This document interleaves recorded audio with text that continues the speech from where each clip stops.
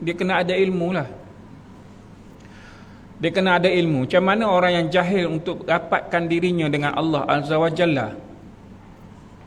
Hadirin semua maklum, kalau kita nak duduk dengan seseorang yang ada dari sudut nilai, pangkat, kedudukan dan apa semua, kita ada pengetahuan atau kita ada sesuatu maklumat, ilmu yang mana kita boleh seiring bersama dengan dia. Betul tak ni? Kita boleh bincang, kita boleh bertukar-tukar pandangan dan pendapat. Seorang hamba Allah Ta'ala, saya pernah perkenalkan, dia lelaki hadirin. Saya perkenalkan dia kepada seorang wanita yang mana ianya seorang guru. Tapi last sekali, yang perempuan ini tarik diri. Kenapa? Dia hanya congkel sedikit sahaja kepada lelaki ini tentang kereta. Biasanya orang lelaki cerita pasal kereta adalah maklumat kan. Tak boleh nak cerita apa pasal kereta, kancil je. Tak boleh nak cerita apa. Nak cerita apa? Yang lelaki ni tak cukup maklumat. Tak cukup. Bila tak cukup maklumat, macam mana nak duduk bersama dengan orang-orang yang ada sedikit kelebihan? Ini antara kita sesama manusia. Betul tak ni? Maka kita dengan Allah Ta'ala lagi banyak perkara yang perlu kita buat. Lebih-lebih lagi bila mana Allah Ta'ala berfirman, a'udzubillahi minasyaitanirrajim, yurfa'illahu allazina amanu minkum wallazina utul ilma darajat wallahu bima ta'maluna khabir. Baik, Allah akan mengangkat kedudukan hadirin, saya dan semua sekali, sesiapa sahaja, kedudukan dirinya, siapa yang beriman dan orang-orang yang berilmu, beberapa darajat, beberapa kedudukan. Bila ada ilmu, lebih-lebih lagi kita bicara ilmu tentang sabar, maka kita adalah orang yang dibuka ruang seluas-luasnya kebersamaan dirinya bersama dengan Allah Azza wa Jalla dan mendapat kecintaan Allah Azza wa Jalla. Ni kata ni semua dikasih Allah Ta'ala. Kalau dalam surah Mujadalah ni hadirin, ayat ni nak ceritakan lebih awal. Kalau cerita tentang bagaimana orang yang ada adab dari sudut datangnya seseorang, bangun dia bila minta untuk bangun. Ni cerita panjang lah kan. Cuma nak maklumkan kat sini, kedudukan hadirin diangkat oleh Allah Azza wa Jalla. Baik, dengan syarat ada ilmu. Kita bincang tentang yakin seseorang itu. Maka yakin ni hadirin semua dikasih Allah Ta'ala membawa kedudukannya yang lebih baik bila mana dia beriman dan adanya ilmu. Baik, kita bincang tentang sabar, ilmu dari syurga untuk ke syurga. Cerita tentang sabar sebenarnya ilmu dari syurga untuk ke syurga. Baik, maka hadirin semua dikasih Allah Ta'ala, kita bincang pada malam ini adalah tentang hukum sabar. Antara yang dicatat oleh Ibn Qayyim dalam Madarij As-Salikin menyebutkan hukum bersabar itu adalah wajib secara ijma' seluruh umat. Ini hadirin kena maklum kena dengar dulu. Kita ambil maklumat umum dulu. Bila dengar hukum sabar, sudah macam mana ni? Kalau ijma' keseluruhan sepakat para ulama mengatakan hukum sabar wajib. Sudah macam mana? Kita maklum dulu kerana secara umum tanpa perincian, maksudnya tak ada dalil lain, tak ada hujah lain nak menafikan dia jatuh kepada hukum sabar itu adalah wajib. Pertama, kerana banyaknya perintah daripada Allah Azza wa Jalla dalam firman-firmannya. Kerana asal kepada suatu perintah itu membawa kepada hukum wajib. Asal kepada perintah Allah Ta'ala itu adalah wajib. A'udzubillahi minasyaitonirrajim. Ista'inu bis-sabri was-salah. Ini antara ayat-ayat menunjukkan lafaz kepada perintah. Yang ini mintalah pertolongan dengan bersabar dengan dan mengerjakan salat. Ista'inu. Perintah untuk mendapat pertolongan daripada Allah Ta'ala atas perintah Allah melalui jalan sabar dan salat. Itu perintah. Jadi nak bagi maklum semua, aras ataupun kedudukan, keistimewaan atas segala perbuatan salat itu dan segala ibadah itu adalah dimulai dengan sabar. Nak bagi tahu bahawa kedudukan sabar ini tinggi sampai satu level dengan solat. Macam tu sekali. Jadi diperintahkan, wajib ke atas kita nak mohon pertolongan, sabar dan solat. Kemudian Allah Ta'ala berfirman, Ya ayyuhallazina amanu sabiru wa sabiru. Wahai orang yang beriman, bersabarlah kamu dalam perkara-perkara yang diamanah, yang ditaklif, yang ditetapkan, yang diperintahkan. Dalam apa sahaja perkara itu dengan melalui jalan sabar. Wasabiru, dan kamu kena kuatkan kesabaran. Warabitu, dan mesti diikat. Itu sambung. Baik, hadirin semua dikasihi Allah Ta'ala, atas lafaz perintah yang lain, wasbir wa ma sabaruka illa billah, dan bersabarlah, dan kesabaran kamu itu tidak akan berhasil melainkan dengan pertolongan daripada Allah Azza wa Jalla. Baik, kalau secara umum hadirin, perintah sabar ini wajib. Kalau tidak buat, pada hukum asal, hukum umum, dosa lah kan? Dosa lah sebab langgar perintah Allah. Jadi kalau kita maklum pada perkara ini, kita bincang lagi. Cuma nak bagi tahu pada asasnya, kita dengar secara umum lafaz perintah Allah Ta'ala adalah wajib diikuti. Maka bagaimana seseorang hamba Allah Ta'ala itu selama ini hilang keupayaan sabar dia? Macam mana? Ceritanya kita hadirin kena faham bahawa hadirin lalui kehidupan ini bukan ikut kehendak diri tau. Bila manusia dia berasa dia lalu hidup ini, melalui kehidupan ini mengikut kehendak dia, berasa selera dengan cara dia, bila terhalang sesuatu dia akan memberontak. Bila terhalang sesuatu dia akan protes, dia akan merungut. Waliyazubillah, jangan ada perkara ini dalam kehidupan kita. Contoh hadirin, ni selalu dah bagi tahu dan selalu diulang untuk ingatan kepada hadirin dan saya. Kerana fitrah kita senantiasa meminta yang baik-baik dalam seluruh kehidupan. Betul tak ni? Imam baca doa tadi, semua bacaan doa itu semua bagus. Hadirin aminkan benda yang baik-baik berlaku. Hadirin minta usia yang panjang. Hadirin minta kesihatan yang baik. Hadirin minta rezeki yang melimpah ruah. Setuju? Kalau minta pekerjaan yang semua yang bagus. Kalau gaji hak besar, kenderaan yang baik, semua atas fitrah, semua bagus. Maka bila bagus, bila baik, maka Allah nak lihatlah. Ya, kalau kamu minta ni benar kerana untuk Allah, minta sebenar-benarnya, bila dapat kebaikan kamu syukur atas sebagainya. Tiba datang satu bentuk ujian, tengah-tengah bawa kereta, hujung-hujung bulan gaji masuk, masa itulah kereta buat hal. Macam mana? Kita pun kata masa ni jugalah kau buat hal, kan? Masa ni jugalah kau buat hal.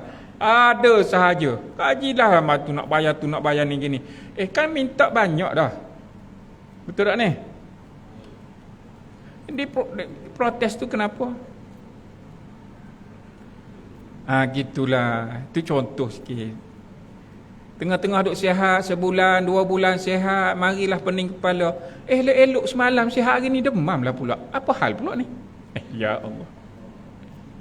Contoh. Betul tak ni? Kau kita tak pernah kita sini tak buat gitu tak? Tak mau apa kau? Okey. Ya Allah, tak ada apa kan? Macam tu ke? Allah. Keadaan-keadaan yang berlaku dalam fitrah kehidupan. Betul tak ni? Maka kita melalui fasa ini, bila ditanya balik, sedang engkau diberi nikmat yang cukup banyak, diuji dengan sedikit, kenapa protes? Sedangkan tujuan pada protes tadi yang kita telah bincangkan. Dan yang paling utama, tidak dibiarkan kepada kita berkata aku beriman, melainkan kamu mesti diuji. Maka ujian itu adalah untuk melihat aras keimanan hadirin dah, termasuk saya. Cuma kita ni ialah berasa hidup dengan hidup cara kita sendiri. Bayangkan orang itu ada keumpayaan, kemampuan dari sudut harta benda, pergi ke mall, dalam cermin tu ada jam harga RM5,000. Dia kata aku nak bayar ni RM5,000. Tuan kedai kata, cik minta maaf, saya tak jual untuk cik. Dia rasa macam mana? Bukan setakat RM5,000, RM10,000 ku bayar lah. Contoh kan. Bila dihalang atas kehendak dia, protes kata, berasa marah kata, itulah kadang berlaku kat atas diri kita. Sebab apa? Sebab lalui kehidupan berasa dengan kehidupan diri, keakuan ke atas diri, berasa semua kehendak itu kita yang tentukan. Ini yang menyebabkan berlaku manusia-manusia sampai tahap angkuh dan sombong dengan kehidupan dia, sehingga dia lupa bahawa dia hidup ini dalam peraturan kehendak Allah Azza wa Jalla. Maka berapa ramai yang boleh berserah diri dengan kehidupan dia untuk Allah? Itulah datangnya ujian. Jadi hukum ke atas sabar itu dah jadi wajib. Kenapa? Sekejap lagi kita jumpa. Baik, kedua, Allah melarang apa saja yang berlawan dengan sifat sabar seperti yang diterangkan. Fala tawalluhumul adbar. Perkara yang bertentangan dengan sikap sabar itu, maka janganlah kamu berpaling undur daripada menentang mereka, mengalah. Yang saya contohkan tadilah, yang berlawanan dengan sifat sabar, sepatutnya dia kena bersabar. Apa saja bentuk ujian dia kena lalui dengan adanya ilmu. Ilmu apa? Ilmu nak berhadapan dengan bentuk ujian itu. Maka bila dia berundur, dia bersalahan dengan sifat sabar, sepatutnya menentang tapi dia mengalah. Salahlah. Wala tubtilu a'malakum. Allah bagi tahu, jangan kamu batalkan, jangan kamu hapuskan segala amal soleh kamu dengan berbangga-bangga, dengan bercerita kepada orang sedekah-sedekah kamu. Hadirin, bersalahanlah dengan sifat sabar. Kerana sifat sabar itu, setiap kali apa yang kita infak lillahi ta'ala. Kalau dah lillahi ta'ala, apa sahaja yang hadirin dah bagi, selesailah. Tidak ni?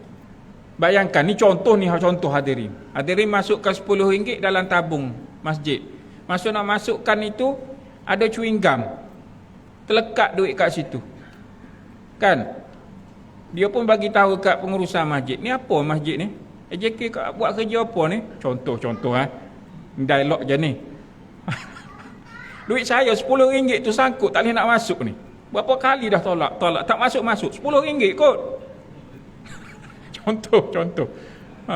Kan ni curau ni kan banyak berlaku yang letak chewing gum kan dekat hujung tu, memancing kan. Solo bila nak keluar dia sangkutlah dekat penjuru birai-birai tu, apa ni, muka tu. Ulang-ulang RM10. Berapa kali dia sebut RM10. Allah kata jangan kamu batalkan amal soleh kamu. Jangan batalkan. Dengan apa? Dengan sikap kita. Allah dah bagi arahan, dah bagi perintah, langgar, maka terbatallah. Wala tahinu wala tahzanu. Allah pesan juga jangan kamu berasa lemah dan jangan kamu berduka cita. Berapa ramai yang kecewa? Berapa ramai yang kecewa dengan kehidupan dunia? Berapa ramai yang kecewa dengan pasangannya? Berapa ramai yang kecewa dengan kawan sahabat karibnya? Berapa ramai yang kecewa dengan alam penciptaan yang tidak menetapi, yang tidak mengikut syarak? Kan? Ya Allah, berapa ramai yang kecewa dan kecewa. Sebab apa? Sebab dia rasa perancangan kehidupannya adalah dalam peraturan dirinya. Dia rancang buat tu, dia rancang buat ni, tiba gagal tidak menepati, tiba dia pula kembali kepada Allah dengan keadaan mengherdik. Kenapa ya Allah? Kenapa? Tanya Allah, kenapa? Selama kau buat apa-apa proposal, apa-apa yang akan buat selama ni, ada minta tolong dengan Allah. Bila gagal baru nak tanya Allah. Maka Allah larang, wala tahinu wala tahzanu. Jangan kamu berduka cita, mari berasa lemah dan kecewa. Kerana orang mukmin itu, kerana keyakinan dia kuat, diuji dengan setiap daripada qada dan qadar, dia adalah kuat. Itu sebenarnya. Tapi dia jadi lemah. Bersalahanlah dengan sifat sabar. Salahan dengan sifat sabar. Baik, kemudian fasbir kama sabara ulul azmi minar rusuli wala tasta'jil lahum. Maka bersabarlah engkau sebagaimana sabarnya para rasul ulul azmi dari kalangan para rasul. Yang mana, dan janganlah engkau meminta disegerakan azab untuk mereka. Yang ini sikap tergopoh-gapah, tergesa-gesa kerana tiadanya sifat sabar. Isti'jal. Sifat tergesa-gesa, tergopoh-gapah, perkara yang mencalar sifat sabar itu sendiri. Kelang kabut, kolok lak, atau bahasa lain lagi, Kelantan panggil terbolah, kan? Hadirin semua dikasihi Allah Ta'ala, wallahu alam, ada yang berlaku ni sebab saya nampak dah diberitahu. Dia lalu apa? Lalu depan sangkar burung, hak jenis burung kan, sangkar tu kan, hak gatul burung terkuku apa semua. Tuan dah cakap dah, hati-hati dek tu sarang burung tu. Ya. Masa ya itulah dia langgar kan. Masa ya tu langgar terus kan, kata la ilaha illallah. Apa ni? Perangai apa macam ni hadirin? Maka tergesa-gesa, sifat yang mengungkit-ngungkit, sikap yang mana lemah dalam kehidupan, ini semua mencalar kepada sifat sabar. Allahumma salli ala sayyidina. Hadirin semua dikasihi Allah Ta'ala, bila sesuatu itu bersalahan dengan sifat sabar, iaitu menahan diri dalam ketaatan, mencegah diri dari melakukan kemungkaran, dan yang ketiga apa dia? Menerima segala ketentuan. Dia kuat dengan perkara ini, maka dia beroleh kefahaman tentang sifat sabar. Dia berolehlah kefahaman tentang sifat itu.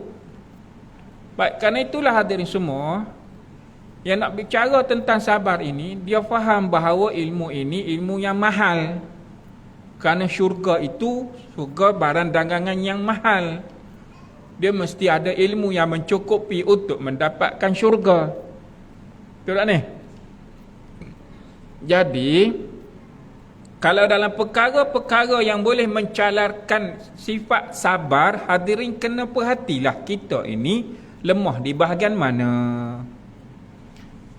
Contoh, dulu saya ada seorang, dia bersedia untuk bantu, nak khidmat. Saya kata silakan, cuma saya bagi tahu awal-awal kepada dia, awak nak bantu saya boleh, maksudnya dia nak tolong bawa kereta ke bawa motor, tapi banyak ke kereta lah, ke mana-mana tempat kuliah. Saya bagi tahu dia pertama, syarat nak bersama dengan saya boleh.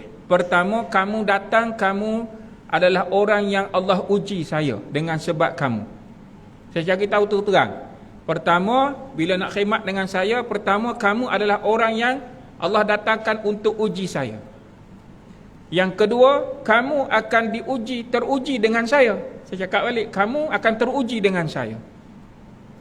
Dan yang ketiga, tolong menepati masa. Saya cakap gitu. Baik hadirin, siapa pernah pergi ke Kelang pukul 6.30 petang? Ke Kelang, Mahala ke Port Kelang? Pernah pergi? Ada pengalaman? Agak-agaknya sampai pukul berapa kalau nak pergi ke satu-satu tempat tu? Ya Allah, saya ada kelas di taman, di Lebuh Turi, taman apa, Cui Lui, tak ingat lah, Lebuh Turi lah. Kalau turun pukul 6, pukul 7 sampai.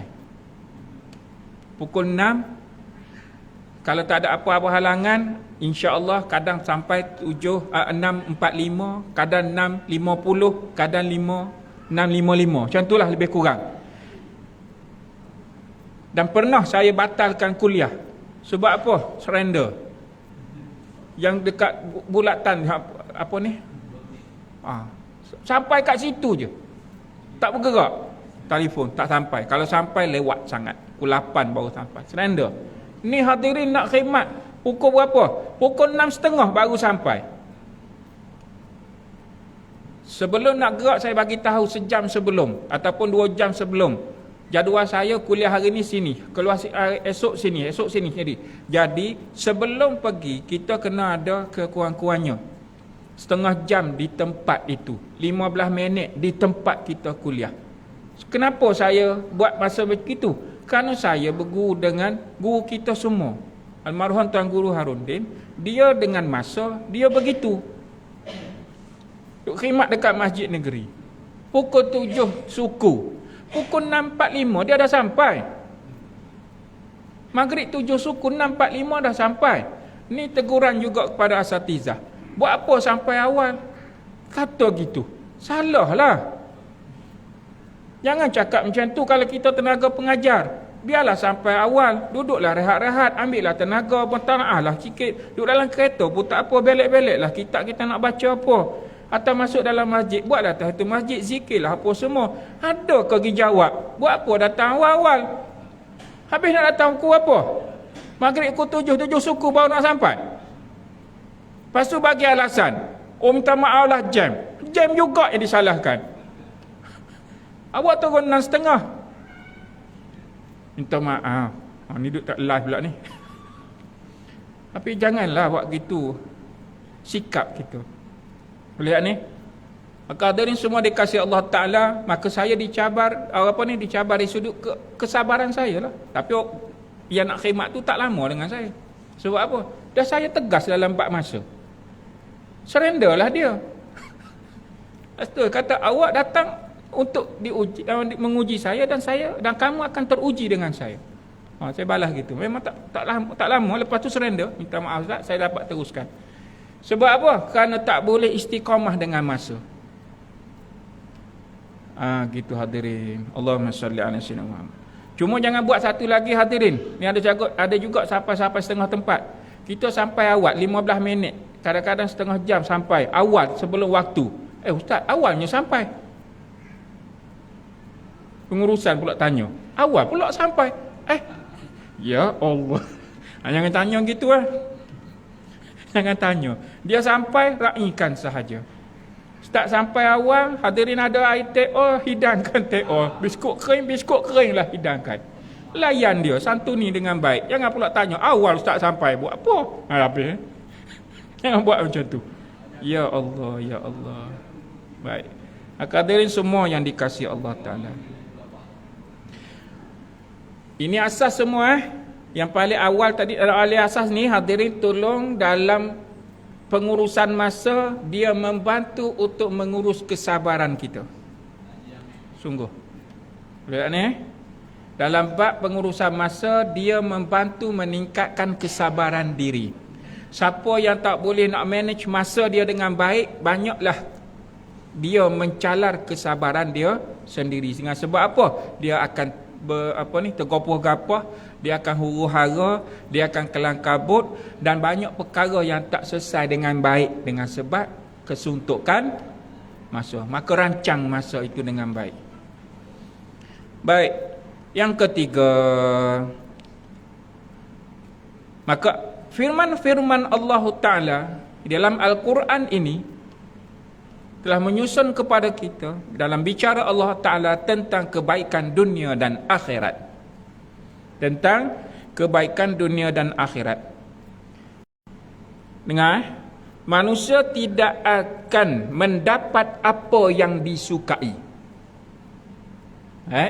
Manusia tidak akan mendapat apa yang disukai dan tidak akan terlepas daripada apa yang dibenci. Fitrah tak berlaku macam ni. Minta lain dapat lain. Hak tak minta yang itulah dapat. Kita tak tahu pun hak kita tak minta tu dapat. Rupanya itu lebih baik. Betul tak ni? Tapi oleh kerana kita protes, banyak protes, berasa kita yang berhak. Saya nak yang itulah. Lepas tu buat-buat istiqarah. Padahal nak yang A, lepas tu buat-buat istikharah, kata rasa pada B. Kalau dah nak A, cakap lah yang nak A. Kalau calon perempuan lah kan. Cakap je, ya Allah aku nak pada A. A ini adalah orang yang aku minati, maka sekiranya baik untuk ku permudahkan. Gitu sebenarnya. Baik, ulang manusia tidak akan mendapat apa yang disukai dan tidak akan terlepas dari apa yang dibenci, melainkan dengan sifat ada padanya sabar.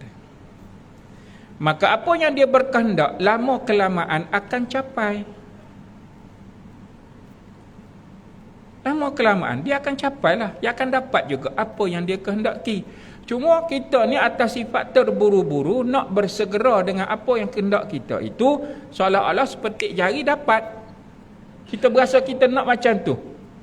Seperti yang contohkan tadilah, ada kemampuan, duit banyak, tunjuk tak bagi, marah. 10,000 aku boleh bayar, kenapa tak dapat? Oh belah-belah, dia seolah gitu. Tak dapat, protes, tak dapat, marah. Habis orang-orang di bawah yang kena marah. Dan yang macam itulah. Banyak benda tak selesai dengan kehidupan kalau macam tu. Maka di sinilah menjadi keperluan ke atas kita semua, termasuk saya, membangunkan potensi menjadi orang yang bersabar. Makanya perkara kena pupuk lah, kena latih lah. Kan? Kena latih. Allahu Akbar. Maka hadirin semua dikasihi Allah Ta'ala, bila kita bicara tentang hukum sabar, maka ianya sebenarnya melihat di atas keupayaan seseorang itu. Contoh yang mana keupayaan dia yang menuntut ke atasnya pada keperluan sabar. Keupayaan dia menuntut kepada keperluan sabar ke atas dia. Baik. Sekiranya perkara yang memerlukan kesabaran itu adalah menjauhi perkara haram, maka wajib ke atas dia kena bersabar. Betul tak ni? Betullah hukum dia itu, sabar itu menjadi wajib. Kalau wajib yang kita bincang sabar ini seperti hukum fiqh, hari-hari berdosa kita. Betul tak? Sebab engkau perintah. Allah nak mudahkan banyak urusan ke atas diri kita. Sebab itu, bila mana Allah nak angkat kedudukan, bila mana Allah perintahkan, atau ini Allah firmankan, yarfa'illahu allazina amanu minkum, akan diangkat kedudukan hadirin. Kalau tak hari ni, esok. Kalau tak esok, lusa. Kan itu perlu kepada kesabaran. Sampai kedudukan kita mulia di sisi Allah, kebersamaan, kecintaan. Semua itu latihan. Bila perkara itu haram, diperintah kepada kita haram untuk kita buat, maka wajib pada tu menjauhkan diri daripada perkara yang diharamkan Allah Ta'ala. Wajiblah. Di situ melihat kepada keupayaan, kepada keperluan sabar ke atas diri kita. Maka hukum sabar ini yang menjadi wajib kerana bergantung kepada tahap dan kadar kita kepada sesuatu larangan itu. Apa-apa yang hadirin maklum tentang haram ke atas dirinya. Haram melihat aurat orang perempuan. Yang hadirin scroll tengok berita harian ke berita hairan. Tolak-tolak dengan telefon kan. Keluar-keluar iklan pasal orang perempuan, tak ada kena mengena pun dengan berita. Tengok pula, haram pada masa tu melihat dengan rasa, dengan asyik. Scroll lah, larikan diri. Tolak. Pakaian dalam orang perempuan pula. La ilaha illallah. Ini yang berlaku sekarang. Pelik-pelik lah. Lepas tu kita biarkan, kalau tu yang suruh beringat juga tu, kalau tengok pada anak-anak lah kan. Ya Allah. Bayangkan kan, dia selama ni kan kita ni akak-akak lah, akak-akak, ayah-ayah yang otak-otak lama-lama dulu kan, pernah tak pergi kat mall dulu, pakaian dalam perempuan dijual dengan terbuka seperti sekarang? Pernah nampak? Dulu-dulu tak ada kan? Tak ada, tersorok jauhnya. Kita nak lalu pun lalu kawasan yang laluan utama, tak nampak pakaian dalam orang perempuan. Hari ini bukan hanya pakaian dalam diletak di jalan utama, dengan gambar perempuan tu sekali diletak dengan cara memakai. Penat kita lalu, ya Allah, anak habis, ya Allah. Anak lalu dengan kita sekali tunjuk, kenapa dia pakai macam tu? Penat kita. Ini keadaan sekarang hadirin. Terdedah dengan perkara-perkara yang menyebabkan kita tahu haram kita melihat gambar itu. Tapi mereka memaparkan dengan sengaja untuk mengheret manusia ke arah perkara yang menyebabkan kita terjerumus kepada perkara haram. Teruk tak keadaan sekarang? Tak malulah tanpa segan silu pula, ya Allah. Kesian akak-akak. Abang-abang teman sekali kau pergi? Kau biarkan mereka je? Biarkanlah kalau kita dengan anak perempuan, dia pergi dengan mak dia, sudahlah. Pergilah dengan mak dia. Kita kat mana? Pergilah bagang kita. Betul tak ni? Sungguh. Ini ada yang pelik juga. Rumah duk cari pakaian dalam dia. Suami pergi sekali. Siap bawa beg untuk rumah pula sekali. Terkepit-kepit bawa beg. Ya Allah. Kalau tak cermat dan cakna dalam perkara ini, menyebabkan yang haram itu terlalu berlegar dalam kehidupan, menyebabkan kita berasa benda itu dah jadi biasa. Dan kita tak terasalah bahawa benda itu telah pun menghalang daripada mendapat pertolongan, kemakbulan, apa sahaja. Kenapa? Kerana yang diharam itu telah pun menjadi biasa dalam kehidupan. Berat hadirin, ya Allah. Betul tak ni? Maka ini yang sedang berlaku sekarang. Allahu Akbar. Allahumma salli ala sayyidina Muhammad. Maka manakala sabar dalam perkara makruh atau pada sesuatu yang bertentangan dengan apa yang lebih baik bagi suatu amalan, maka tidak wajib bersabar. Ianya sekurang-kurang menjadi sunnah atau perkara yang dituntut. Bila ianya suatu perkara yang makruh atau suatu yang bertentangan itu lebih baik, maka atas perkara itu kalau buat dia menjurus kepada menyebabkan kepada makruh, tinggalkan dia menjadi perkara sunnah, maka ambillah perkara yang lebih baik ke atas diri kita. Maka kita menolak perkara itu dalam kesukaan kita. Ada orang memang dia suka dengan minyak, dengan wangian-wangian, tapi kalau dia pakai sampai orang sebelah dia boleh pengsan, maka dia pakai sekadar atau tak pakai itu lebih baiklah, walaupun wangian itu dituntut. Tapi biarlah wangian itu membawa keselesaan kepada orang sekeliling. Tidak ni? Sunnah-sunnah memakai ini biarlah mewangikan orang sekitar kita. Sama juga ni perkara ni hadirin ni. Perkara-perkara ni ditegahlah sangat. Asas pada minta maaf tu memang kena minta maaf. Kalau hadirin merokok, jangan terus pergi basuh tangan. Ambillah masa sedikit. Dan ni, baru-baru siap merokok, lepas tu pergi kumur, basuh tangan, berwuduk apa semua. Kemudian apa yang berlaku? Bila dia masuk, uap kesan itu, dia akan meruap. Dia akan menyebabkan bau lah. Lebih baiklah, ini nasihat dia nak buat-buatlah. Kalau dapat ada kayu sugi, bawa kayu sugi. Rasa malu dengan kayu sugi sedangkan itu sunnah yang dituntut, bawa lah buru gigi dengan ubat gigi sekali. Bekal, tak dalam poket. Elok-elok nak berwuduk, gosok gigi siap-siap. Kan bagus. Wangi, menghadap diri kehadap Allah Azza wa Jalla. Itu lebih baik. Tapi kalau datang dengan keadaan kita dengan berbaunya, bau pakaian kerja, peluh kerana keringat kita bekerja dalam urusan yang halal, orang boleh terima hadirin. Biarlah tengik bau ketiak dia, kerana bau peluh dalam sedang berbuat kerja. Tapi kalau bau rokok yang hadirin sedang menghadap diri kehadap Allah Ta'ala, mana yang kita akan dapat suatu kebaikan? Bukan marah ni hadirin, ini nasihat, jangan kecil hati. Buatlah penambahbaikan. Buat penambahbaikan. Dah payah rasa sukar lagi nak berhenti. Minta tolong dengan Allah, minta benar-benar ya Allah. Dan kalau nak capai kepada usaha itu, duduklah dalam adabnya. Bersihkan lebih baik. Biarlah orang sekeliling kita, orang sebelah kita tu rasa tenang dengan ibadah dia. Bayangkan kita dengan bawa sikap kita, dengan baung kita, duduk kat sebelah, orang itu jaga kebersihan, dia nak duduk dalam nilai khusyuk kehadap Allah Ta'ala dengan baik, tiba kita ganggu. Hadirin, makan bawang putih, makan bawang pun sekali pun kan, rasa tegur, rasa malu. Benda-benda tu halal, tapi ada bau. Macam tu hadirin. Ya Allah, ya Allah, ya Allah. Sesuatu kebaikan itu kan kita nak sebarkan dengan baik. Biarlah orang kat sebelah kita ni dapat menikmatinya dengan baik. Hatta hadirin tengah duduk solat, kawan sebelah ngaji Quran, kuat pula tu, terganggu solat dia, makruh hadirin. Betul tak ni?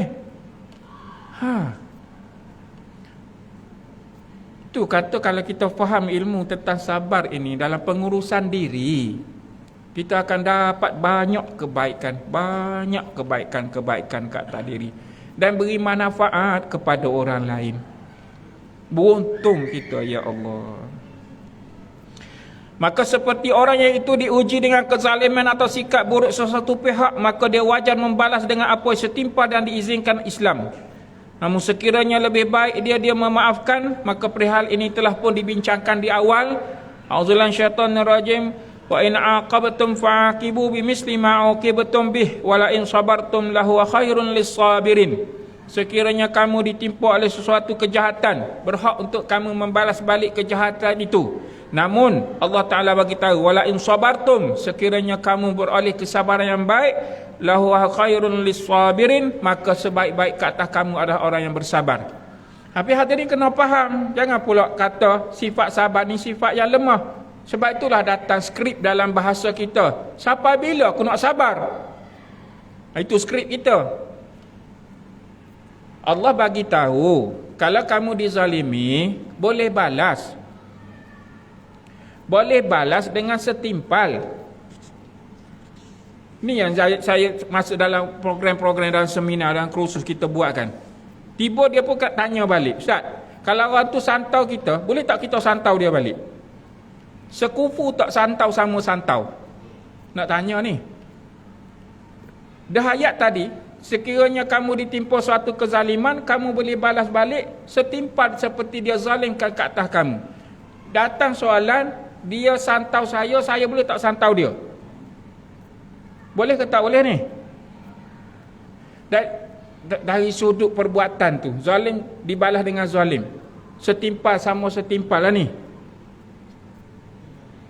Orang beriman dia memang senyap terus dah. Sungguh kan, jadi pelik lah kan. Tanya tentang santau, kita tahu dah santau-santau ni perkara yang ditegah, yang terlibat dengan perkara syirik. Memang kita jadi tertanya-tanya, tapi saya jawab macam tu, ya, boleh nak balas santau sama santau, tapi nak tanya balik, sanggup tak kamu mensyirikkan Allah? Orang tu buat kerja syirik, kamu nak balas balik dengan perkara syirik juga kah? Sanggup kah? Ada ni sanggup? Takkan sanggup nak syirikkan Allah. Maka boleh tak kita biarkan dia terus menganiaya kita? Tidak. Ada tak hak kita untuk membalas balik? Boleh. Dengan cara yang macam mana? Sekira faham dengan urusan bahawa wala in sabartum lahu khairun lis-sabirin, maka kita membalas balik dengan kebaikan-kebaikan. Nak dapat balas balik dengan kebaikan itulah perlukan kesabaran, kefahaman.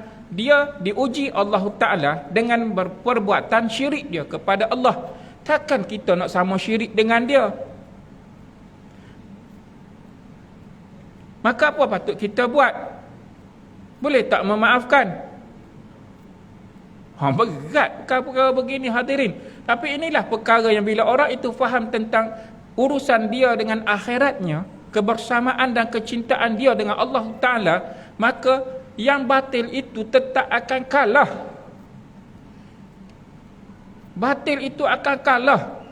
Sebab itulah ujian yang berat ke atas seseorang itu, bila sampai kepada kemuncak keimanan dengan kesabarannya yang baik, selepas itu dia akan menikmati suatu kemanisan tentang iman itu sendiri. Allahumma salli ala sayyidina Muhammad. Karena itu hadirin, penutup nak bagi tahu bahawa jangan berasa lemah. Allah tak bagi kita bersifat lemah.